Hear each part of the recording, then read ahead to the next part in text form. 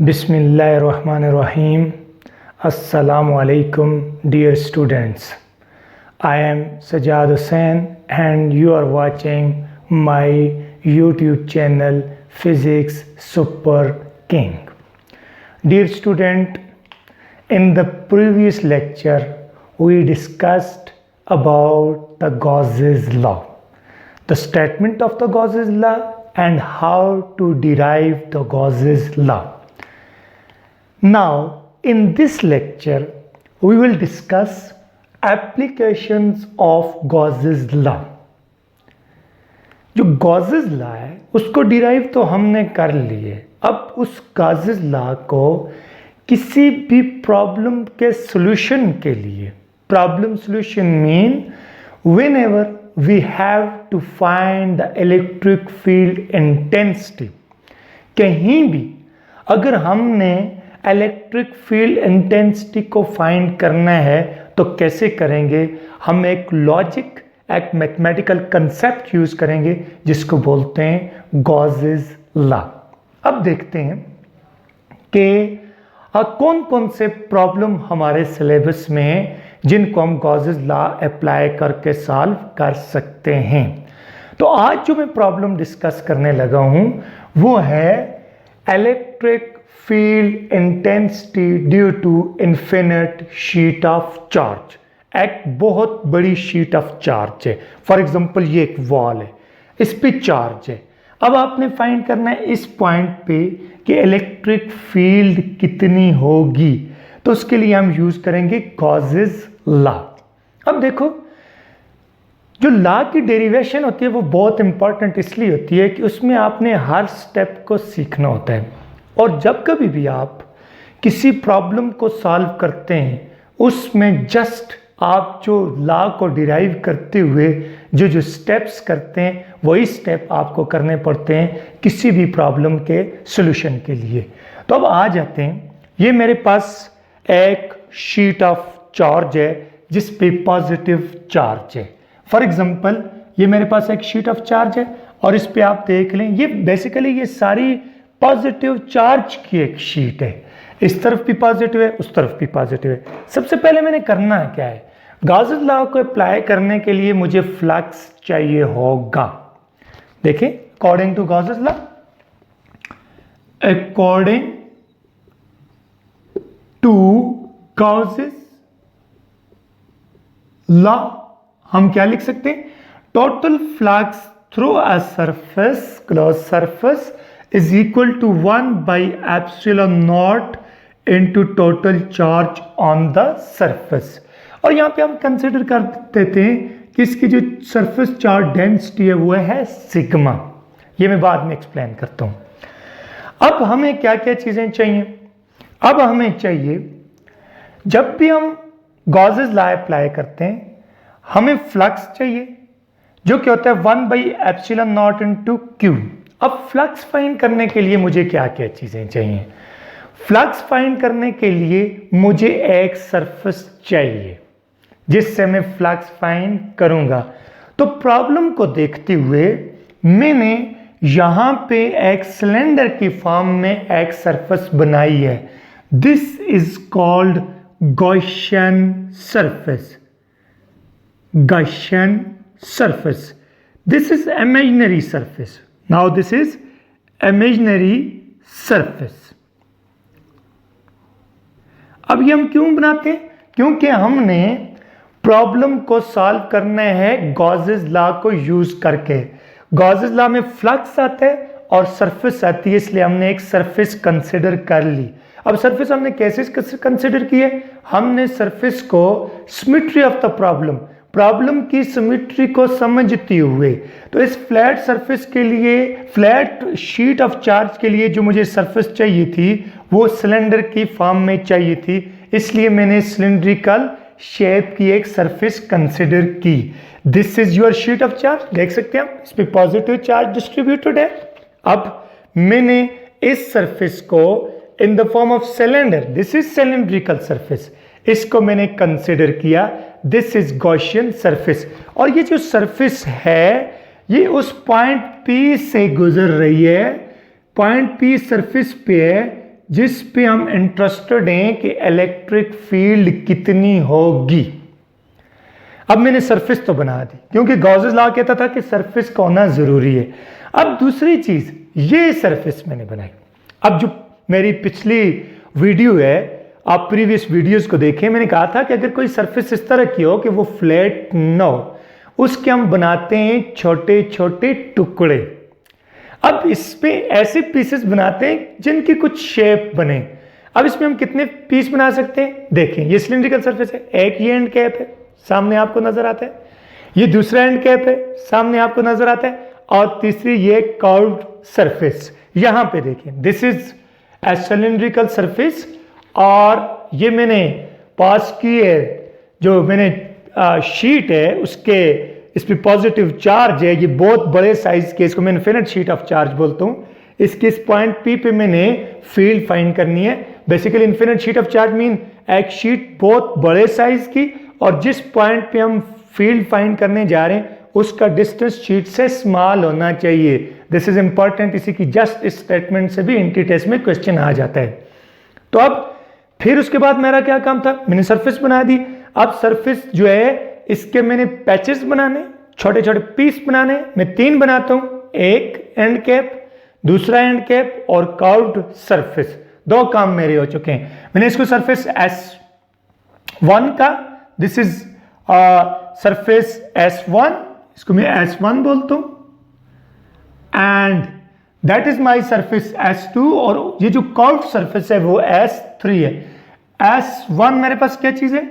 S1 flat and cap है, and cap सिर्फ मैं कह देता हूं एक, और S2 सेकंड एंड कैप, और जो S3 है ये कर्व्ड सरफेस, कर्व्ड सरफेस। ये 3 सरफेसेस आ जाती हैं। अब मैंने करना क्या है कि हर एक सरफेस पे इलेक्ट्रिक फील्ड की डायरेक्शन क्या होगी और उसका एरिया क्या होगा, क्योंकि इलेक्ट्रिक फ्लक्स की डेफिनेशन में 2 चीजें आ जाती हैं, इलेक्ट्रिक फील्ड की डायरेक्शन, एरिया की डायरेक्शन, एरिया और एरिया की डायरेक्शन, या सिंपली स्पीकिंग इलेक्ट्रिक फील्ड और एरिया के दरमियान एंगल कितना है। अब जरा आते हैं सरफेस पे। मैंने आपको बताया जब कभी भी फ्लैट सरफेस होगी उसका जो एरिया होगा आउटवर्ड नॉर्मल होगा, इस तरफ होगा। ये फ्लैट सरफेस है, इसका एरिया इस तरफ है, ये फ्लैट सरफेस है, इसका एरिया इस तरफ है, और ये जो कर्व्ड सरफेस है इसका एरिया अपवर्ड होगा। ये एक सरफेस का एरिया, ये दूसरी सरफेस के एरिया की डायरेक्शन है, और this is the direction of curved surface area. This is surface S1, इसका जो एरिया है ए आउटवर्ड, ये आपको नजर आ रहा है। ये सरफेस S2 है, इसके एरिया भी आउटवर्ड है। ये याद रखना, ये 2 डायमेंशनल 3 डायमेंशनल प्रॉब्लम है, इसको आप इस फिगर से अच्छी तरह अंडरस्टैंड नहीं कर सकते। इसके एरिया वो हो जाएगा। अब इलेक्ट्रिक फील्ड देखें, इलेक्ट्रिक फील्ड फॉर एग्जांपल ये मेरे पास एक शीट ऑफ चार्ज है, तो अवे फ्रॉम पॉजिटिव चार्ज होती है, इस डायरेक्शन में यहां पे होगी, और इस डायरेक्शन में यहां पे इस साइड पे पॉजिटिव चार्ज है, इस साइड पे भी पॉजिटिव चार्ज है। तो ये मेरी इलेक्ट्रिक फील्ड की डायरेक्शन आ जाती है, और ये एरियाज की डायरेक्शन आ जाती है। कर्व्ड सरफेस ये वाली है, और इसका एरिया ये होगा। ये एरिया मैंने इसको F प्राइम के दिया है, इसको मैंने A का, इसको मैंने A का, क्योंकि दोनों एंड कैप का एरिया क्या है वो सेम है। अब जरा आते हैं, इसको मैं क्वेश्चन नंबर 1 कहता हूं। This is the net flux. अब यहां पे 3 सरफेसेस है तो 3 फ्लक्सेस होंगे, तो net flux in our case is equal to flux through surface S1, मैं इसको कंसिडर करता हूं, plus flux through surface S2 plus flux through surface S3। अब इसकी वैल्यूज पुट करते हैं। फ्लक्स के लिए मुझे क्या क्या चीजें चाहिए? Electric field E dot A, पहली सरफेस वाला, प्लस E डॉट A, दूसरी सरफेस वाला, प्लस E डॉट, इसको मैंने A प्राइम कह दिया। अब जरा हम डॉट प्रोडक्ट की डेफिनेशन, इस डॉट प्रोडक्ट को एक्सपेंड करेंगे in the form of cos of theta. तो फिर देखते हैं ये क्या बनता है। तो इसको हम लिख सकते हैं flux is given as E A cos of 0, angle between E and A 0, plus E A cos of 0 plus E A prime, में इसको कह देता हूं this is my prime into cos of 90 degree. क्योंकि आप जिस सरफेस में देखें इलेक्ट्रिक फील्ड और ए प्राइम के दरमियान जो एंगल है वो है 90 डिग्री। इस केस में देखें इलेक्ट्रिक फील्ड और A parallel to each other, इस केस में इलेक्ट्रिक फील्ड और A parallel to each other. अब फ्लक्स जो हो जाएगा that comes out to be E A cos of 0 equal to 1 E A into 1 plus E A into 1 plus E A into 0 because cos of 90 is equal to 0. तो flux comes out to be EA plus EA. So this flux is equal to, I can write it is equal to 2EA. This is my equation number 2. इसको मैं equation number कह देता हूं, this is equation number 2. अब ऐसा करते हैं equation 2 को उठा के पुट करते हैं इक्वेशन 1 में।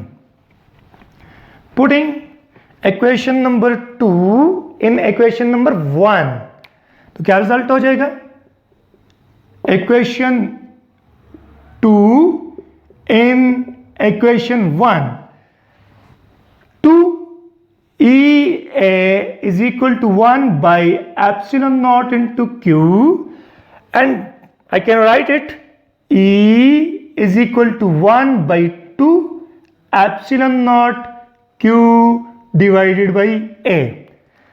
This is the electric flux. Now I am going to define another quantity that is called surface charge density.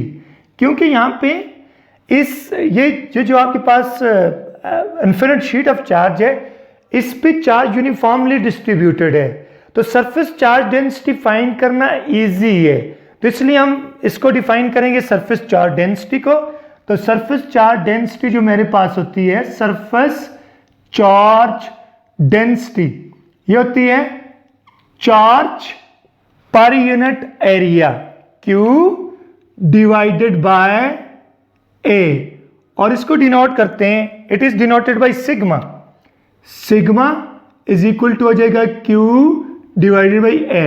This is relation for surface charge density. This is also important.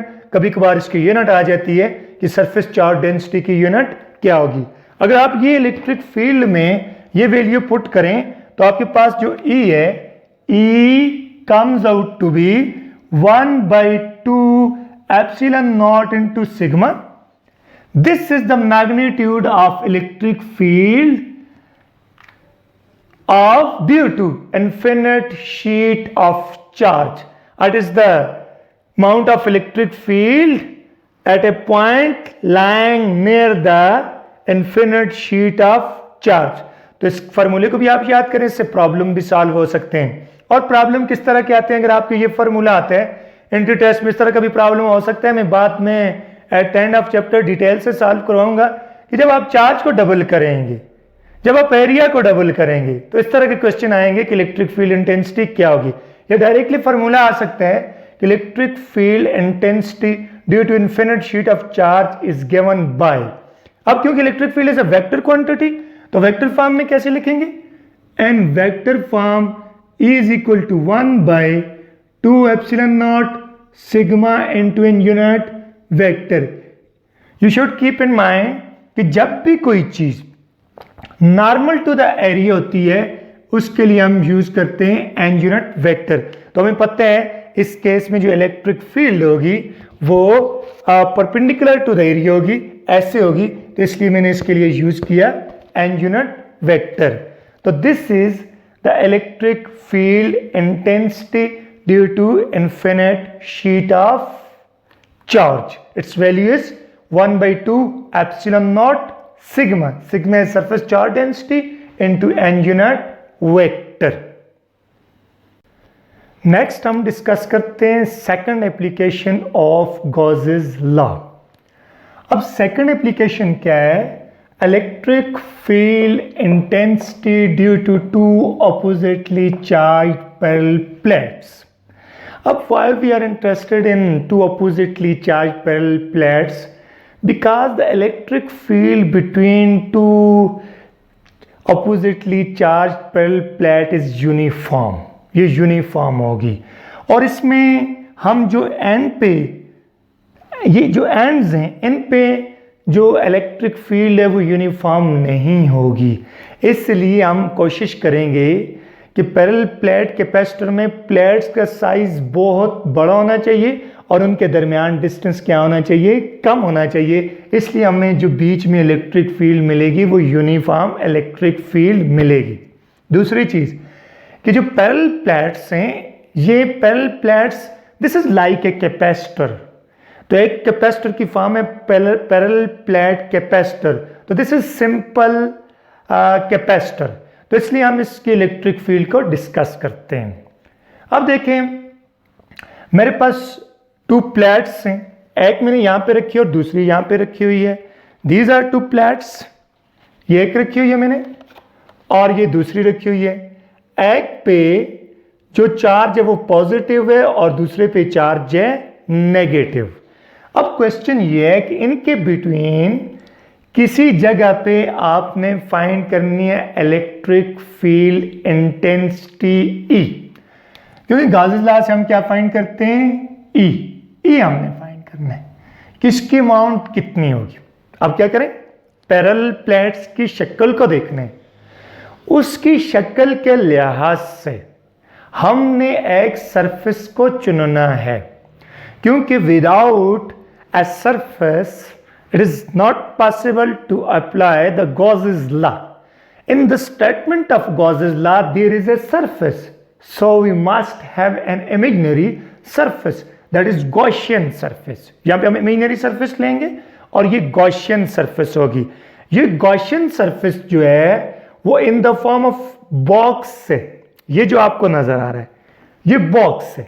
इसका मतलब क्या है कि ये मेरी Gaussian surface है। This is my Gaussian surface. अब इसके कितने फेस हैं? 1 2 3 4 5 एंड 6। जो 6 वाला फेस है उसको मैंने कंडक्टर के अंदर रखा हुआ है जिसपे पॉजिटिव चार्ज है। ये मेटल प्लेट्स हैं। तो मेरे पास 6 फेस हो गए। फिर अपने प्रीवियस टॉपिक की तरफ जरा जाते हैं कि जब इस तरह की कोई सरफेस आ जाए, हम इस सारी सरफेस के लिए डायरेक्टली इलेक्ट्रिक फ्लक्स की डेफिनेशन को अप्लाई नहीं कर सकते। अब हमने क्या करना है? जिस तरह हमने गॉसेस लॉ में किया उससे पहले भी किया कि हमने सरफेस को छोटी छोटी फ्लैट सरफेसेस में डिवाइड करना है, स्प्लिट करना है। तो इसकी एक सरफेस क्या आ जाएगी? एक आ जाएगी 2 3 4 5 और 6। अब इन 6 सरफेसेस पे मैंने हर एक सरफेस पे फ्लक्स का फॉर्मूला अप्लाई करना है। उससे पहले जरा देखते हैं, अगर आपके पास ऊपर वाली पॉजिटिव प्लेट है और नीचे वाली नेगेटिव प्लेट है तो इलेक्ट्रिक फील्ड क्या होगी in downward direction? Electric field होती है away from positive charge and towards the negative charge. तो यहां पे this is the direction of electric field. अब आ जाते हैं दूसरा जो मैंने आपको पॉइंट बताया था कि जब भी आपके पास वेक्टर एरिया होगा तो उसकी जो डायरेक्शन है वो परपेंडिकुलर टू सरफेस होगी। यहां पे देखें, this is perpendicular to surface. यहां पे देखें, this is perpendicular to the surface. यहां पे देखें, this is perpendicular to the surface. यहां पे देखें, this is perpendicular to the surface. तो इसका मतलब यह है कि हमें एरिया का भी पता चल चुका है और हमें इलेक्ट्रिक फील्ड की डायरेक्शन का भी पता चल चुका है। तो हम फ्लक्स फाइंड कर सकते हैं। तो अगर आप इस फिगर में आए, दिस इज द फिगर, तो दिस इज मैंने इसको एरिया 2 का है, इसको मैं एरिया 1 का है, इसको मैंने एरिया ए का है, इसको मैंने एरिया 1 का है। एक इस साइड पे भी एरिया है, एक बैक साइड पे भी है, एक अपवर्ड डायरेक्शन में भी एरिया है। लेकिन सारे में एरियाज अगर ड्रॉ करता हूं तो ये कॉम्प्लिकेशन हो जाएगी, आपको फिगर का पता नहीं चलेगा, तो मैं बाकी एरियाज ड्रॉ नहीं करता। तो अगर आप गॉसेस लॉ अप्लाई करें, according to Gauss's law, according to Gauss's law, what you can write? Total flux through a surface is equal to flux through surface 1 plus flux through surface 2 plus flux through surface 3 plus flux through surface 4 plus flux through surface 5 plus flux through surface 6. These are 6 surfaces. 1 2 3 4 5 and 6। अब देखिए हर surfaces का area के साथ perpendicular जो area और vector है और electric field जो है वो परपेंडिकुलर है। For example this was surface 1, इसको सरफेस में बोलता हूं सरफेस S3 और इसके एरिया को फॉर एग्जांपल मैं बोल देता हूं E3। सामने वाला A4 और पीछे वाला A5 और नीचे वाला A। अब जरा आते हैं कि फ्लक्स को हर एक सरफेस के लिए डिफाइन करते हैं। ये मेरी सरफेस 1 थी, इसको मैंने 1 कहा, इसको मैं 6 कह देता हूं। For example this is my surface 6, इसको 1 नहीं कहता, दिस इज 6 जो कि डाउनवर्ड डायरेक्शन में। अब आते हैं, देखें पहली सरफेस ये है, इसमें अगर आप देखें इलेक्ट्रिक फील्ड डाउनवर्ड, एरिया इधर, तो इसको मैं लिखूंगा E dot for example A1 लिखता हूं, प्लस दूसरी सरफेस वो है E डॉट A2 लिखता हूं, प्लस E डॉट A3 लिखता हूं, प्लस E डॉट A4 लिखता हूं, प्लस E डॉट A5 लिखता हूं and last plus E dot A6 लिखता हूं। मैं कंसेप्चुअली जा रहा हूं। अदरवाइज आप ये कह सकते हैं कि सिर्फ इस सरफेस से लाइंस पास कर रही हैं, इस सरफेस से कोई लाइन पास नहीं कर रही, इस सरफेस से कोई लाइन पास नहीं कर रही, इस सरफेस से कोई लाइन पास नहीं कर रही, इस सरफेस से कोई लाइन पास नहीं कर रही, और ये सरफेस जो है ये इनसाइड द कंडक्टर है और inside the conductor electric field क्या होती है? 0 होती है। अब अगर आप बात करें तो इसको जरा एक्सपेंड करते हैं और फ्लक्स की डेफिनेशन अप्लाई करते हैं, तो आपके पास हो जाता है पहली सरफेस के लिए this is E dot A1 cos of 90, this is cos of 90, इन दो के दरमियान एंगल, प्लस मैं यहां पे आ जाता हूं सेकंड वाली E dot A2 cos of 90 plus A3 पे आते हैं, प्लस जो A3 है वो 0 है इनटू A3 cos ऑफ 90। दोबारा मैं रिपीट करता हूं, this is cos of any angle theta, में इसको लिख देता हूं। ये इसलिए 0 है कि जो सरफेस एक कंडक्टर के अंदर होगी, आप मेरी दूसरी जो इस गॉसेस लॉ की दूसरी 2 एप्लीकेशंस हैं उनकी वीडियोस भी देखें तो आपको पता चल जाएगा कि inside the conductor electric field 0 होती है। प्लस अगर मैं बात करूं सरफेस नंबर 4, मैं सामने वाली सरफेस को सरफेस 4 कहता हूं, this is my surface 4, A4 cos of 90, इसमें भी 90, ये electric field area vector downward direction में इलेक्ट्रिक फील्ड, प्लस अगर बात करें तो A5 में इसको कहता हूं cos ऑफ, इसमें भी 90 हो जाएगा। ये आपको A5 बैकवर्ड डायरेक्शन में होगी, ये पीछे वाली, ये देख लें, ये मैंने रोटेट किया, इसमें भी इलेक्ट्रिक फील्ड और एरिया के दरमियान 90 डिग्री है, प्लस जो लास्ट वाली ये बॉटम सरफेस है, this is important, bottom surface, इसका जो इलेक्ट्रिक फील्ड है और एरिया के दरमियान एंगल कितना है? 0 डिग्री। मैं इसको बोलता हूं E(6 cos of 0). This is equal to 0, that is equal to 0, that is equal to 0, that is equal to 0, that is equal to 0। तो we are left with flux is equal to E(a). अब मैंने subscript को हटा दिया, यहां पे 1 होगा, A6 को मैंने कह दिया सिर्फ A। तो आपके पास फ्लक्स किसकी इक्वल आ जाएगा? This flux is equal to E into A। This is my equation number 2। अब आते हैं कि गॉसेस लॉ अप्लाई करते हैं। यहां पे अकॉर्डिंग टू गॉसेस लॉ क्या होता है, इसको मैं देखता हूं। ये तो टोटल फ्लक्स मैंने कैलकुलेट किया। अब आते हैं गॉसेस लॉ पे। According to Gauss's law, total flux, this is my equation number I think 1. Total flux through a surface is equal to 1 by epsilon naught into total charge. अब इसको देखते हैं, वैल्यू पुट करते हैं। Putting this is equation number 2 कह देते हैं। Putting equation 2 in 1, putting equation number 2 n or n1 into 1 into, you get a result E into A is equal to 1 by epsilon naught into Q, and from here E is equal to 1 by epsilon naught Q divided by A। अब Q by A को फिर define करेंगे जिस तरह हमने पहले topic में किया। तो Q by A is charge, surface charge density, charge पर यूनिट एरिया। तो अगर आप इसको लिखें तो you can write it E is equal to 1 by epsilon naught into surface charge density sigma. It is denoted by sigma. This is basically sigma, surface charge density.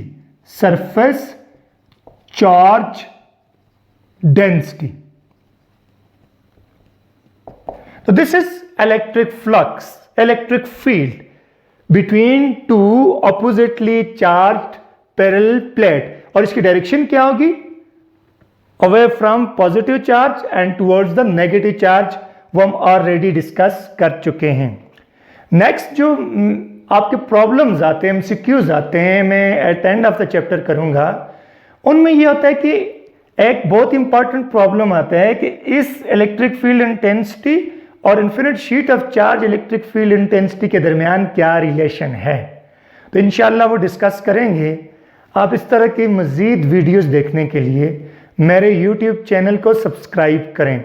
और ये series of videos हैं, एक chapter के concept, उसके बाद उसके सारे related MCQs, फिर दूसरे चैप्टर के कंसेप्ट, रिलेटेड एमसीक्यूज। तो ये आपको शॉर्ट क्वेश्चंस हों, आपके लॉन्ग क्वेश्चंस हों, न्यूमेरिकल प्रॉब्लम्स हों, कोई किसी किस्म का भी क्वेश्चन हो, तो आप मेरे इन सारे लेक्चर्स को देखें तो आप इनको क्लियरली अंडरस्टैंड करने के बाद हर किस्म का क्वेश्चन सॉल्व कर सकते हैं। हमेशा याद रखो, क्वेश्चन टेक्स्ट बुक से ही आता है और उससे के बेसिक से आता है। डायरेक्टली मुश्किल क्वेश्चन को याद करने की कोशिश न करो, रट्टे लगाने की कोशिश न करो। Thank you.